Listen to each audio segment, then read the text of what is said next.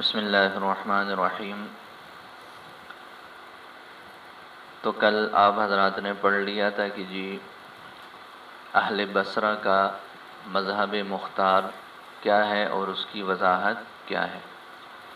دو حضرات کا اس میں اختلاف پڑھ لیا تھا، امام کسائی کا اور امام فرا کا۔ امام کسائی کے نزدیک جب پہلا فعل فاعل کا تقاضا کرے تو اس کو ضمیر نہیں دیں گے بلکہ اس کو حذف کریں گے۔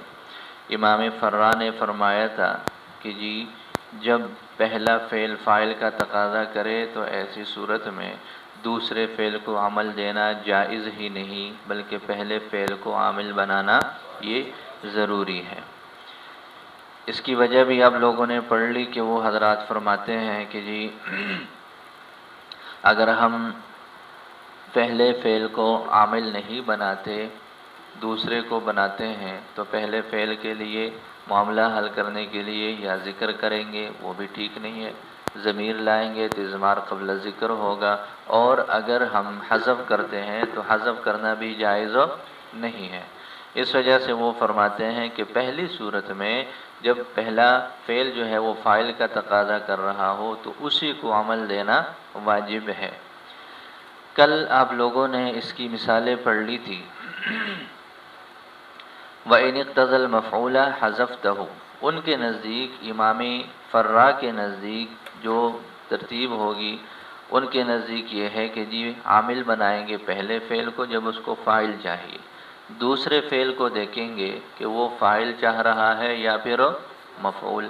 اگر فاعل چاہ رہا ہے تو اس کو فاعل کی ضمیر دے دیں گے، اور اگر اس کو مفعول چاہیے تو مفعول کی شکل میں اس کو دو صورتیں جائز ہیں، اس کو حذف بھی کر سکتے ہیں اس لیے کہ فضلہ فی الکلام ہے جس کا حذف کرنا جائز ہے، اور ضمیر بھی دے سکتے ہیں۔ اگر ضمیر دیں گے تو کوئی خرابی بھی لازم نہیں آئے گی، اس لیے کہ جب ہم نے اسم ظاہر کو پہلے فعل کے ساتھ جوڑ لیا تو اب دوسرے فعل سے اگر ہم اس کی ضمیر لاتے ہیں تو یہ اضمار قبل ذکر نہیں ہے۔ تو فرمایا ولا یلزم، اور مثال اس کی یوں ہو جائے گی ضربنی و اکرمانی الزیدان، ضربنی و اکرمانی الزیدان۔ اس مثال میں کیا کیا انہوں نے؟ الزیدان کو ضربہ کا فاعل بنایا ہے، اکرمہ کو بھی فاعل چاہیے تو لہذا اس کے لیے تثنیہ کی ضمیر دی ہے۔ یہ کن کا مذہب ہے؟ یہ امام فرا کا مذہب ہے۔ باقی جمہور اہل بصرہ کا مذہب وضاحت کے ساتھ آپ لوگ پڑھ چکے ہو۔ ولا يلزم حينئذ محظور، جب ایسے کریں گے امام فرا فرماتے ہیں پھر کوئی خرابی لازم نہیں آئے گی، نہ اضمار قبل ذکر ہوگا، نہ حذف ہوگا، نہ تکرار والی صورت ہوگی، بس پہلے کو فاعل بنا دیں گے، اسم ظاہر کو اس کا فاعل بنا دیں گے، دوسرے کے لیے اس کی ضمیر دے دیں گے، کوئی خرابی بھی نہیں ہوگی۔ وقیلا روی عنہ تشریک الرافعین سے امام فرا کا ایک اور مذہب، بلکہ آگے ایک اور بھی ہے، تو دو مذہب اور امام فرا کے ذکر کیے ہیں، اور وہ یہ ہے روی عنہ تشریک الرافعین، ان سے روایت کیا گیا ہے رافعین کا شریک کر دینا۔ تشریک الرافعین، رافعین کا وہ فرماتے ہیں کہ جی اگر پہلا فعل فاعل کا تقاضا کرے تو اس صورت میں جو اسم ظاہر ہے اسی میں ہی دونوں فعل عمل کریں گے۔ امام فرا کا ایک مذہب کیا ہے تو ویسے وہ اہل بصرہ کے ساتھ ہی جو اس کے قائل ہیں کہ جی دوسرے فعل کو عمل دینا مختار ہے، لیکن یہ ایک مخصوص صورت ہے۔ وہ مخصوص صورت کون سی ہے؟ جب پہلا فعل فاعل کا تقاضا کرے، تو جب پہلا فعل فاعل، کی آواز زیادہ تیز نہیں اس کی آج ہے، کم کر لیں۔ تو جب پہلا فعل فاعل کا تقاضا کر رہا ہو تو اس صورت میں ایک تو ان کا جو متن میں مذکور ہے مذہب کیا ہے کہ جی اس صورت میں پہلے فعل کو عمل دینا ضروری ہے۔ دوسری صورت میں کیا تھا؟ دوسرا ان کے نزدیک تشریک الرافعین ہے۔ دوسرا ان کے نزدیک کیا ہے؟ تشریک الرافعین۔ تھوڑا اور تیز کرے، آواز جا رہی ہے؟ آ رہی ہے آواز؟ تشریک الرافعین ہے۔ تشریک الرافعین کا کیا مطلب؟ تشریک الرافعین کا مطلب یہ ہے کہ یہ جو اسم ظاہر ہے بیک وقت دونوں ہی اس میں عمل کریں گے، بیک وقت دونوں ہی اس میں عمل کریں گے، پہلا فعل اس کو فاعل بنا دے گا، دوسرا بھی اس کو اپنا فاعل بنا دے گا، لہذا ایسے صورتحال میں دونوں کا تقاضا بھی فاعلیت کا ہے، تو دونوں ہی اس کو رفع دے رہے ہیں۔ اور ضربنی و اکرمنی زیدن میں زید پر جو رفع ہے یہ ضرب کی وجہ سے بھی ہے اور اکرمہ کی وجہ سے بھی ہے، تو یہ ان کا ایک مذہب ہے تشریک الرافعین۔ سمجھ آ گئی اس کی؟ ایک اور مذہب ہے، وہ یہ ہے کہ او اضمارہ بعد الظاہر کما فی صورت تأخیر الناصب۔ وہ فرماتے ہیں کہ جی ایسے کر لیں گے کہ جو مذہب مختار ہے اس کے مطابق، آواز ٹھیک آ رہی ہے اب؟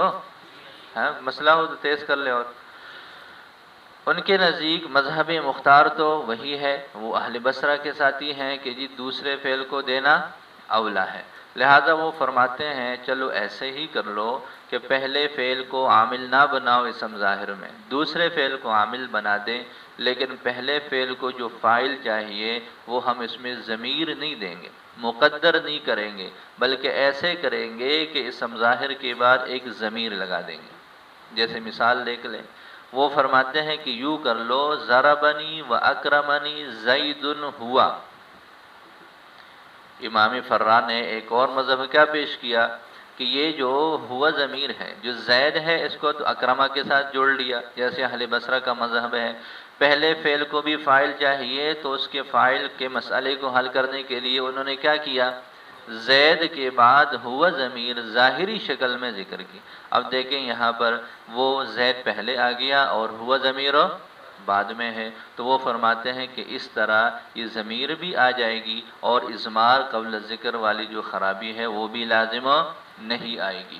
تو یہ ایک اور مذہب ان سے منقول ہے کہ جی ایسے کر لو کہ عامل تو دوسرے کو ہی بنا لو، جیسے جمہور کا مذہب ہے، اور پہلا فعل فاعل کا تقاضا کر رہا ہے تو اس کو فاعل کی ضمیر تو دے دے، لیکن وہ ضمیر اس میں مقدر نہ کرے، اس کو وہ ضربہ کے ساتھ نہ جوڑے، پہلے فعل کے ساتھ نہ جوڑے، بلکہ اس کو اسم ظاہر کے بعد ذکر کر لے۔ اسم ظاہر کے بعد ذکر کریں گے تو دو فائدے ہو جائیں گے، ایک تو یہ ہے کہ مسئلہ ضمیر سے حل ہو جائے گا، دوسری بات کیا ہے کہ جو اضمار قبل ذکر کی خرابی ہے وہ بھی لازم نہیں آئی۔ تو وہ فرماتے ہیں کہ ایسے کما فی صورت تاخیر الناصب، جیسے کہ ناصب کی تاخیر میں ایسے بھی ہوتا ہے، جیسے ناصب کی تاخیر کا مطلب یہ اگلی مثال ہے، ضربنی و اکرمت زیدن ہوا، ضربنی و اکرمت زیدن ہوا، جب وہ پہلا فعل فاعل کا تقاضا کرے اور دوسرا فعل کس کا تقاضا کرے، مفعول کا تقاضا کرے، تو دیکھیں یہاں پر زید کے اندر ہم دونوں تقاضے بیک وقت نہیں چلا سکتے، اس لیے کہ اکرمت نے اس کو منصوب بنانا ہے اور ضربہ نے اس کو مرفوع بنا دینا ہے، تو دونوں تقاضے بیک وقت نہیں چل سکتے۔ اس سے پہلا والا مذہب آپ لوگوں نے پڑھ لیا تشریک الرافعین، جو عامل رافع ہے وہ بیک وقت زید میں عمل کریں گے، تو اگر وہ عمل کرے تو کر بھی سکتے ہیں، کوئی خرابی بھی لازم ہو، اس لیے کہ دونوں کو رفع چاہیے، دونوں کا اثر ایک جیسا ہے، لیکن اگر ایک کا اثر رفع کا ہے دوسرے کا اثر کس کا ہے، نصب کا ہے، تو پھر یہ اس طرح کا اثر تو بالکل بھی ایک معمول پر ایک وقت میں نہیں چل سکتا۔ تو لہٰذا جب ناصب کی تاخیر ہو تو پھر وہ کیا فرماتے ہیں کہ پھر ضمیر لگاتے ہیں، وہ پھر کیا کرتے ہیں، جیسے مثال انہوں نے دی ہے، دیکھیں ضربنی و اکرمت زیدن ہوا، یہ ناصب کی تاخیر کی صورت ہے کہ جو ناصب ہے فعل ناصب وہ مؤخر ہے، زیدن اس کی وجہ سے منصوب ہو جائے گا، اور ہوا ضمیر کو ہم بطور فاعل کے نکال لیں گے پہلے فعل کے لیے جو اسم ظاہر کے بعد ہے۔ تو جیسے ناصب کی تاخیر میں یہ ضمیر لگائی جاتی ہے، اسی طرح رفع کی شکل میں بھی وہ ضمیر لگا دیتے ہیں۔ تو دو مذہب یہ امام فرا کی اور ذکر کیے، پہلا یہ ہے کہ تشریک الرافعین ہو، مطلب کہ بعد والا اسم ظاہر ایک ہے اور دونوں فعلوں کو فاعل چاہیے، لہذا یہ دونوں فعل اس رفع دینے میں شریک ہو جائیں گے اور بیک وقت اسی کو رفع دے دیں گے اور اپنا فاعل بنا دیں گے ہر کوئی۔ دوسری صورت پڑھ لی کہ جی کیا کریں گے، ہم دوسرے فعل کو ہی عامل بنا دیتے ہیں، پہلے کو نہیں بناتے اس مخصوص صورت میں بھی، لیکن اس کا طریقہ کار یوں کر لیتے ہیں کہ ہم اسم ظاہر کے بعد ایک الگ سے ضمیر لگا دیں گے، الگ سے ضمیر لگا دیں گے تو فاعل ضمیر کی شکل میں بھی ہو جائے گا، اور دوسری بات یہ ہے کہ اضمار قبل ذکر کی خرابی بھی لازم نہیں آئے گی۔ دیکھیں وقیلا، اور کہا گیا، روی عنہ، ان سے روایت کیا گیا ہے، تشریک الرافعین، دونوں رافع کو شریک کر دینا، او اضمارہ بعد الظاہر، یا اس کی ضمیر دینا ہے اسم ظاہر کے بعد، جیسا کہ کما فی صورت تأخیر الناصبی، جیسا کہ ناصب کو مؤخر کرنے کی صورت میں ہوتا ہے۔ جیسے تم کہتے ہو ضربنی و اکرمنی زید ہوا، اور ضربنی و اکرمت زیدن ہوا۔ باقی یہ ہے کہ جی یہ تین ان سے مذاہب منقول ہیں، یہ جو دو ہے یہ تو معروف ہیں ان سے، جو متن میں ہے وہ معروف ہی نہیں ہے۔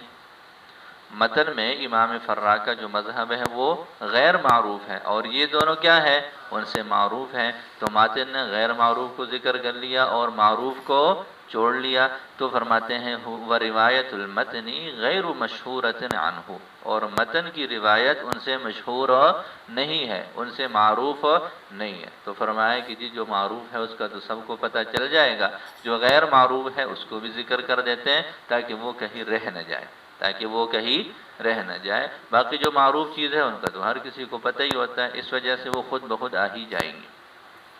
تو پہلی صورت ختم ہوگی۔ پہلی صورت کون سی ہے؟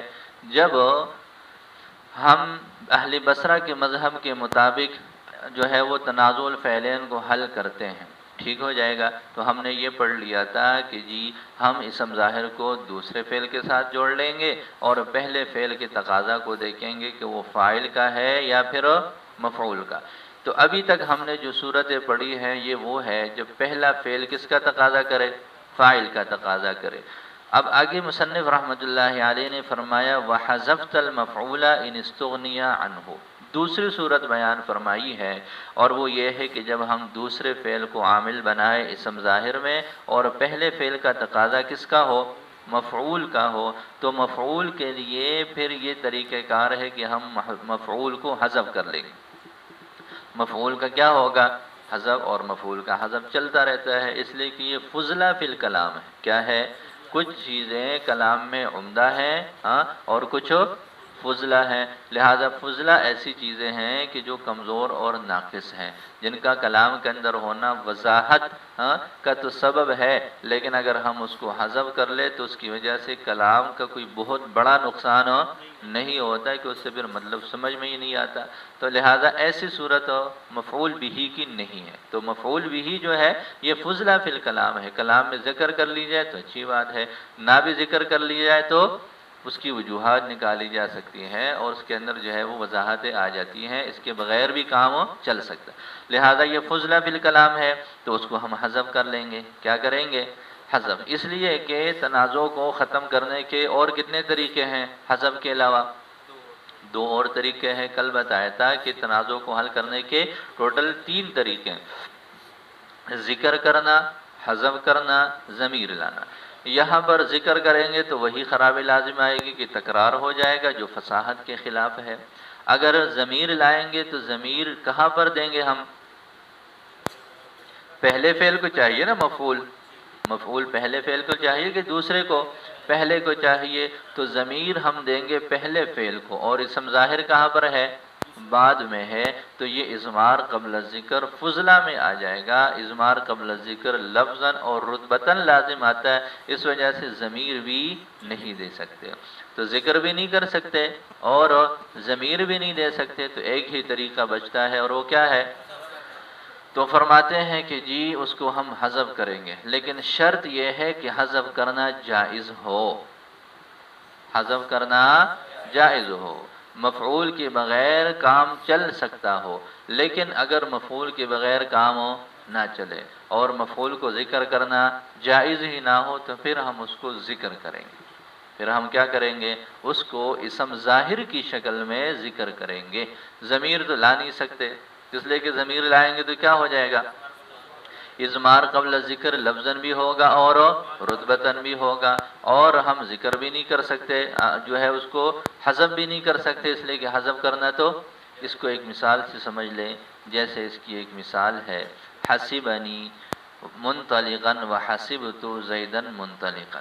حسبنی اصل میں یہ عبارت یوں تھی، کتاب میں دیکھ لیں، حسبنی وحسبت زیدا منطلقا۔ حسبنی، یہ منطلقاً کو ابھی ہم درمیان سے نکال رہے ہیں، ٹھیک ہے۔ حسبنی وحسبت زیدا منطلقاً، اس میں دیکھیں پہلا ہے حسبہ اور دوسرا جو ہے وہ حسبت ہے، یہ دونوں فعل ہے، لہذا یہاں پر دیکھیں کہ حسبہ کے بعد اس کا جو ہے وہ فاعل بھی آ گیا، یا ضمیر مفعولی اول ہے وہ بھی آ گیا، اور اسی طریقے پر جو ہے حسب تو یہ بھی فعل اور فاعل ہے، زیدن اس کا مفعول بھی اول ہے، اور یہ منطلقاً جو ہے یہ اس میں لڑائی چل رہی ہے۔ حسبہ اور حسبتو کا اس کا آگے کسی کے ساتھ تعلق ہے، زید حسبنی وحسبت زیدا منطلقاً، تو حسبہ کا فاعل بھی پچھلے وہ ضمیر ہے وہ لوٹ رہی ہے ماقبل کی طرف، لہذا یا ضمیر مفعول اول ہے، ٹھیک، اور حسبت زیدا منطلقاً میں حسبت فعل فاعل ہے، زیدا مفعول بھی اول ہے، باقی حسبنی کو بھی مفعول ثانی چاہیے اور حسبت کو بھی مفعول ثانی چاہیے، جو آگے منطلقاً نے اس کمی کو پورا کرنا ہے، لہذا حسبنی کا تقاضا اور حسبت کا تقاضا دونوں کا کس میں چل رہا ہے؟ منطلقاً میں چل رہا ہے۔ حسبہ یہ افعال قلوب میں سے ہے جس کے دونوں مفعولوں کو ذکر کرنا ضروری ہے، تو یہاں پر ظاہر ہے جب ذکر کرنا ضروری ہے تو ہم اس کو ذکر کرنے کی پھر دو صورتیں ہو سکتی ہیں، اس کو ضمیر کی شکل میں ذکر کر دو یا پھر اسم ظاہر کی شکل میں، تو اگر ہم ضمیر ذکر کرتے ہیں تو حسبنی کے ساتھ ہم ضمیر لگائیں گے حسبنی ایاہو، حسبنی ایاہو، اور وہ ایاہو ضمیر کہاں لوٹے گی؟